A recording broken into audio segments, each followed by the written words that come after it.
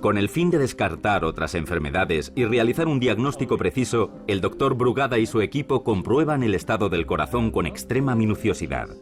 La primera prueba realizada suele ser un ecocardiograma. Estudiando una ecografía del corazón, los doctores pueden evaluar su acción bombeadora con objeto de detectar cualquier anomalía. En el síndrome de Brugada no existe ninguna.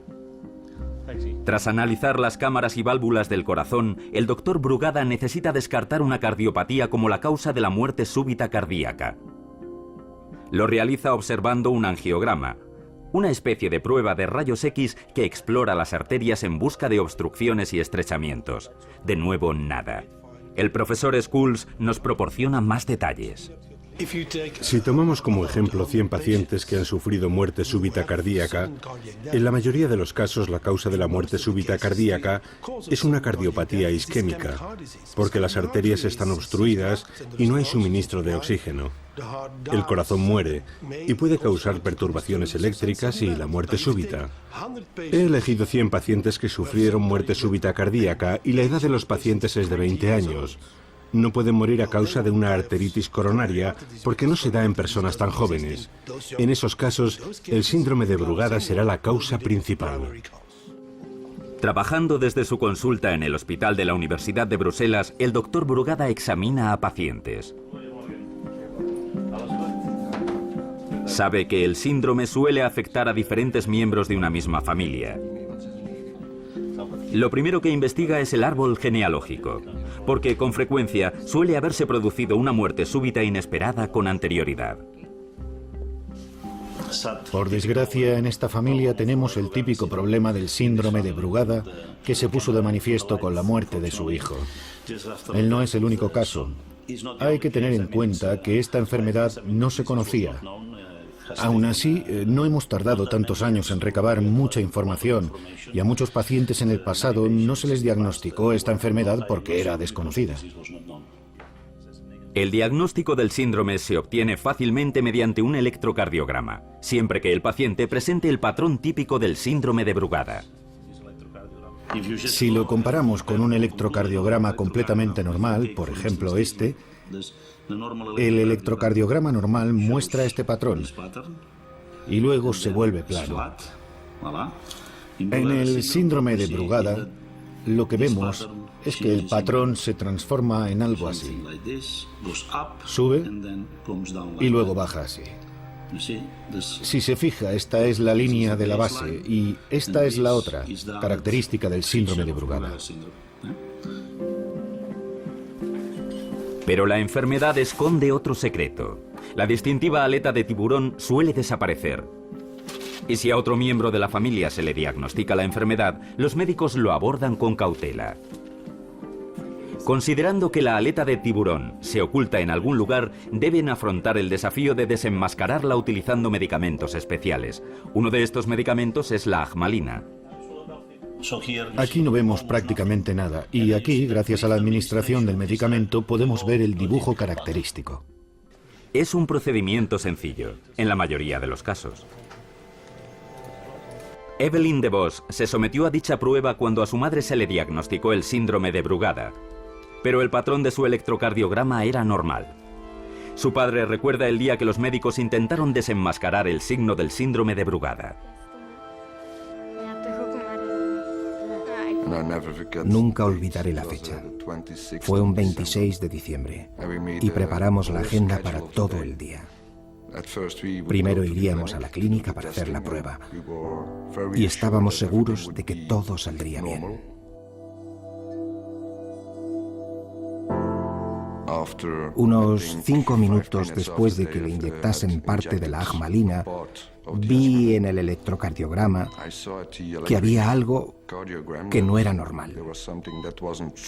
Y más tarde volví a mirar porque Evelyn me dijo: papá, siento calor. Es difícil explicar, pero a veces lo ves en las películas. La línea plana, y cuando tienes a tu hijo a tu lado y te mira y te dice papá y te coge de la mano y en ese momento ves la línea plana, es realmente algo que recordarás durante el resto de tu vida. Le pusieron las palas y nunca lo olvidaré. En aquel momento se incorporó y me dijo, papá. Cayó hacia atrás y volvió a aparecer la línea plana. No puedo imaginar lo que debe de ser tener a tu hijo en tus brazos y ver que se queda sin vida. No quiero saber lo que se siente. Me siento muy feliz de no haber estado allí. Al padecer una forma tan aguda de la enfermedad, la reacción de Evelyn a la ajmalina fue extrema y su supervivencia rozó lo milagroso. Pero más escalofriantes aún son los propios recuerdos de Evelyn acerca del día que sufrió un paro cardíaco múltiple, como su padre nos cuenta. Aquella noche estábamos sentados a la mesa, toda la familia. Estábamos cenando y recuerdo que los dos hermanos mayores apenas podían comer, porque ya estaban pensando, el próximo puedo ser yo. Y en un momento dado, Evelyn dijo, no debéis tener miedo, simplemente os pondrán una inyección y os moriréis. Y en aquel momento tuve que irme al pasillo, porque la criatura tenía solamente 6 años. Y era lo único que recordaba, que le habían puesto una inyección. Y dijo, y os moriréis. Así de claro.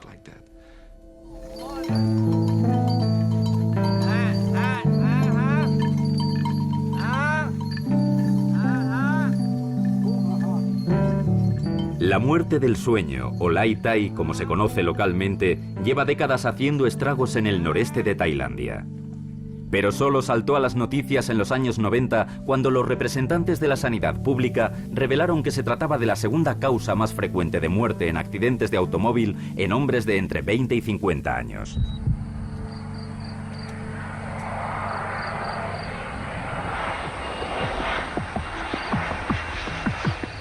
La doctora Somporn Acharn ha estado estudiando estas muertes súbitas inesperadas desde su cátedra universitaria en Bangkok durante los últimos 18 años.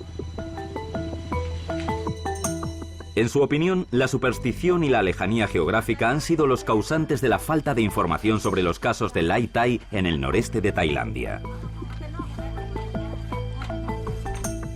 Village 3.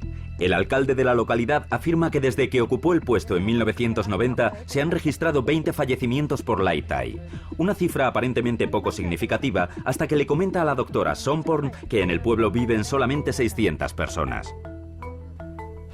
Dijo que el Lai Tai es un gran problema en estos pueblos y que no sabe cómo resolverlo.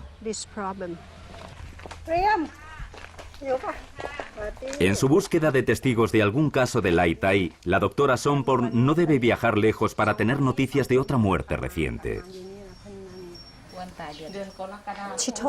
Me dijo que había un caso nuevo de fallecimiento por Lai Tai o muerte súbita. Trabajaban en Singapur y cuando regresaron a este pueblo sufrieron un caso de muerte súbita.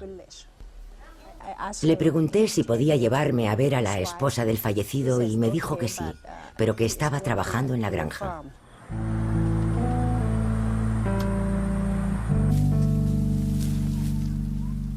Tawin Popa es una de las muchas madres viudas que tienen que ganarse la vida por sí mismas tras el fallecimiento por muerte súbita de su esposo.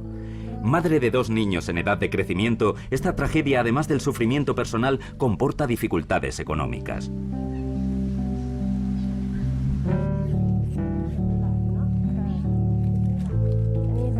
«15 años después del regreso del señor Popa de Singapur, el asesino silencioso trastocó por completo el mundo de Tawin. Era medianoche y él me dijo, es tarde, apaguemos la luz. Y yo apagué la luz. 2 minutos después, escuché un gemido.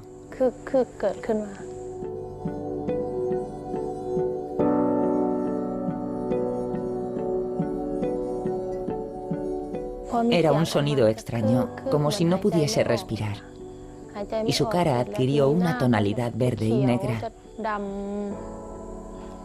Tenía los ojos cerrados. Cuando le llamé por su nombre, no me oyó. Como si estuviese inconsciente, como si ya no sintiese nada.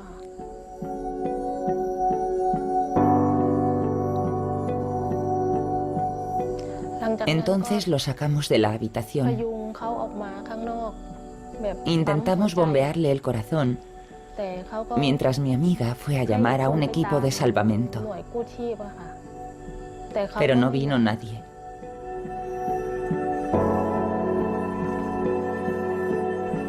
En estado de fibrilación ventricular, las probabilidades de supervivencia del señor Popa descienden un 10% cada minuto que transcurre.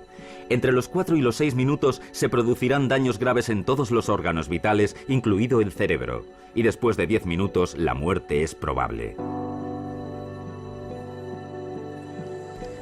Se quedó inmóvil y en silencio. Las personas que estaban conmigo me dijeron que estaba frío y rígido.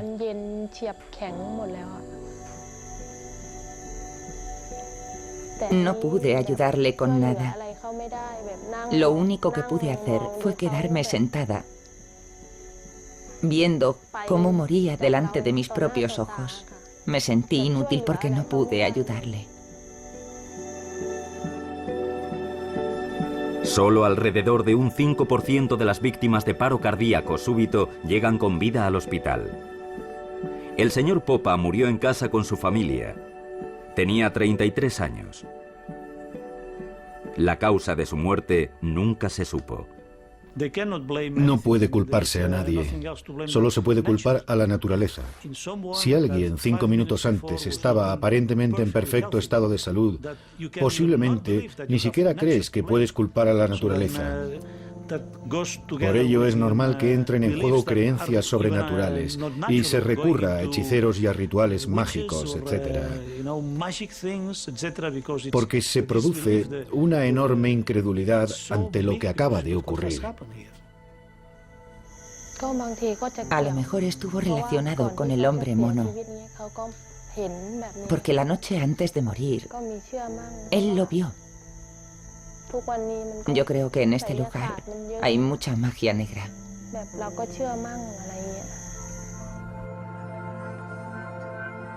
Sin intervención médica y ninguna razón que explicase la muerte prematura de su marido, la señora Popa, como muchas generaciones de antepasados suyos, cree que los espíritus sobrenaturales son la causa, y para la ciencia médica constituye simplemente un misterio.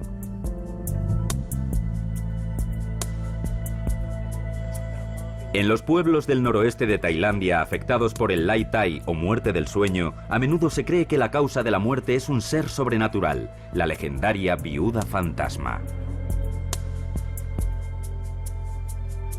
Conocida entre los aldeanos como Pi Mai Mai, está muy extendida la creencia de que este espíritu seductor vaga por los pueblos de noche buscando un hombre al que llevarse en su viaje.